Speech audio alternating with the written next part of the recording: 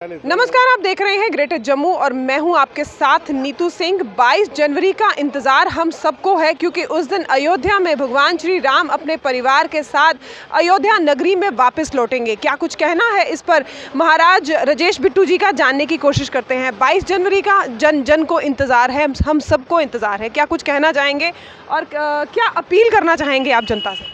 500 साल का लंबा इंतज़ार भी कम होता तो कोई बात नहीं।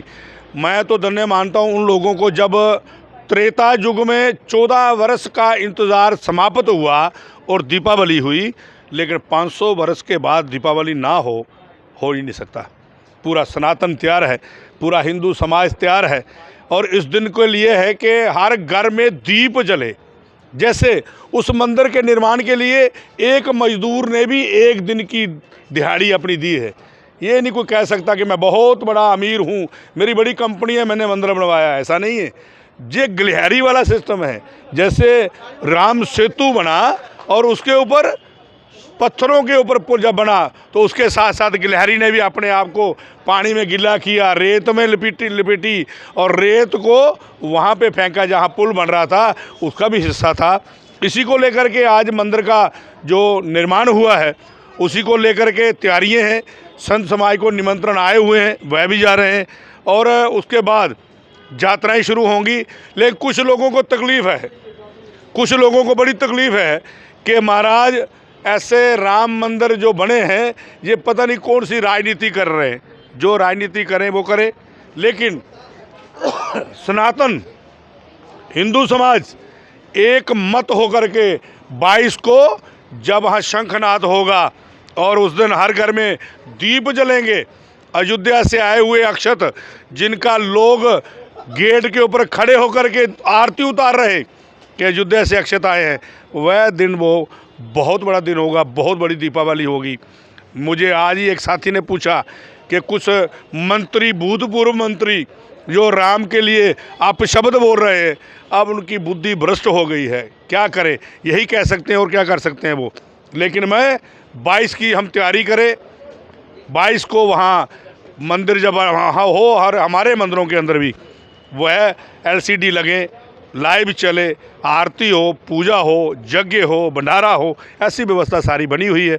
मैं पुनः एक बार आपका भी धन्यवाद देना चाहता हूं कि जिन्होंने आज हमें बुला करके इस विषय में चर्चा करने का एक सौभाग्य प्राप्त किया। आप महंत जी, आप कह रहे हैं कि कई लोगों को तकलीफ भी हुई है, कलयुग का असर है ये?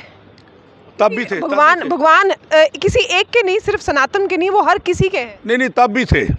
जिन्होंने, जिस बाबर ने मस्जिद बनाई थी, बाबर को इंडिया का थोड़ी था। ये जो पाकिस्तान आप देखते हो, उसने 2 मिसाइलें बनाई, गजनबी और गोरी। ना पाकिस्तान का दादा, ना पाकिस्तान का वो बाप गजनबी, ना गोरी उसका बाप पाकिस्तान का। लेकिन इसलिए रखी है कि उन्होंने हिंदुस्तान के ऊपर अटैक किए ताकि ये बात बाहर निकले कि हमने जिन्होंने आपके ऊपर अटैक किए उनके नाम से मिसाइल बनाई है। अब ब्रह्मास्त्र चला है ना, अर्जुन चला है ना, वापस नहीं आएगा, कभी वापस नहीं आएगा। ये बात हमने बड़ी सच कही है और मैं इसी को लेकर के पहले हम 22 की तैयारी करें, फिर हम ऐसी तैयारी करने जा रहे हैं कि राम राज्य आएगा। ये पक्का बात है, पक्की बात है। ये जन को इंतज़ार है। हर कोई 22 जनवरी का बड़ी ज़ोरों शोरों से इंतज़ार कर रहे हैं। जैसे कि आपकी तरफ से प्रधानमंत्री की ओर से हर कोई जो है ये अपील कर रहा है कि इस दिन को दीपावली की तरह मनाया जाए, क्योंकि जब भगवान पहले 14 साल के वनवास गए थे और अब 500 साल के बाद वनवास से वापस अपने घर लौटे हैं, सह परिवार के साथ विराजमान होंगे। उस दिन बहुत बड़ा दिन भी रहेगा, लोगों के लिए भी जो है बहुत बड़ा दिन है। क्या कुछ खास मैसेज रहेगा आपका? ऐसा है नीतू बच्चे कि राम लल्ला जिस टेंट में थे, अगर वो फट जाता था तो सुप्रीम कोर्ट को पूछा जाता था इसको हम ठीक कर लें। वो ठंड में, बरसात में, गर्मियों में राम लल्ला उस टेंट में रहे। लेकिन लोगों की ताकत देखिए और वहाँ आप आज भव्य मंदिर जो बनने जा रहा है, जिसकी मिट्टी मेरे आरसपुरा से भी गई है, जम्मू से गई है, बिश्नाह से गई है, कठुआ से गई है। क्या कमाल का भव्य वहाँ मंदिर बना है। उस मंदिर की अब दर्शन करने के लिए ललालित हैं सारे कि कब जाएं और वहाँ के दर्शन करें। इसी को लेकर के सारी तैयारी है और आज उधमपुर में हमारी बैठक है, हम जा रहे हैं। और वीरवार को एक नई बात और होने जा रही है जम्मू के अंदर। वीरवार को हम वैष्णो देवी का प्राचीन रूट चलाया जाए, इसी को लेकर के संत समाज सारा इकट्ठा हो रहा है और शंखनाद करने लगे हैं, बताने लगे हैं कि अगर कोल कंडोली तो ही नहीं लभा दी, पहला दर्शन कोल कंडोली, दूआ देवा भरनी झोली, अगर कंडोली माता नहीं लभा दी तो खंडित यात्रा कराई जा देन। ਉਹਦੇ वास्ते सराइन बोर्ड की एक दसा दे भाई पुरानी यात्रा का रूट का नहीं पता साढ़े चलो हम तुम दस देवा माई कि'यां जाना, चरण पादका कि'यां जाना, वो सिखाने वास्ते वीरवार इकट्ठे हुए थे सारे। आपसे आखिर में एक सवाल जानना चाहूँगी कि सिर्फ जम्मू कश्मीर की ही बात ही नहीं, पूरे देश की अगर बात की जाए तो बहुत सारे ऐसे मंदिर हैं जहाँ पर आप जो है वीआईपी दर्शन के लिए जाते हैं, इन पर अल्प विराम लगना चाहिए। अब जहाँ पे 2-4 दिन से 10 दिन से एक बात चल रही है अटका आरती। अब अटका आरती पे हमने जब बात की, अब हम अटका आरती पे ना अटक जाएं ताकि श्राइन बोर्ड इसका पूरा फ़ायदा ले जो अपनी गलतियां कर रहा है।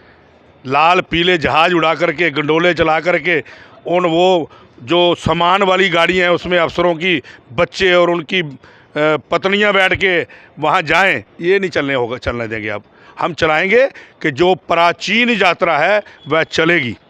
कोल कंडोली से जो प्राचीन मार्ग है उस पर पैसे लगाए जाएं, श्राइन बोर्ड के पैसे क्यों नहीं लगाते ये? आपने मंदिर वहाँ पे हॉस्पिटल बनाया, आपने यूनिवर्सिटी बनाई, कौन है जम्मू का वहाँ संभालने वाला? ये सारी बातें परसों होने जा रही हैं। नीतू सिंह हमारे साथ होगा। जी सर, शुक्रिया। Thank you. तो जैसे कि देखा, इस समय हमारे साथ थे महंत राजेश बिट्टा जी, जिनका ये साफ तौर पे कहना है कि 22 जनवरी जो कि बहुत ही बड़ा दिन होने वाला है और इस दिन दिवाली की तरह मनाएं, क्योंकि प्राण प्रतिष्ठा भगवान श्री राम पूरे अपनी सह परिवार अयोध्या नगरी वापस लौटेंगे। हर जन को इंतज़ार है और हमें भी चाहिए कि इस दिन को पूर्णतः दिवाली की तरह मनाया जाए और एक बार ये फिर से साबित किया जाए कि राम अयोध्या वापस लौट रहे हैं। तो इस बार जश्न जो होगा दिवाली से भी बड़ा धूमधाम वाला होगा। इसी तरह की अपडेट्स के लिए जुड़े रहिए ग्रेटर जम्मू के साथ। कैमरामैन अजय साधु के साथ मैं नीतू सिंह, ग्रेटर जम्मू के लिए। धन्यवाद।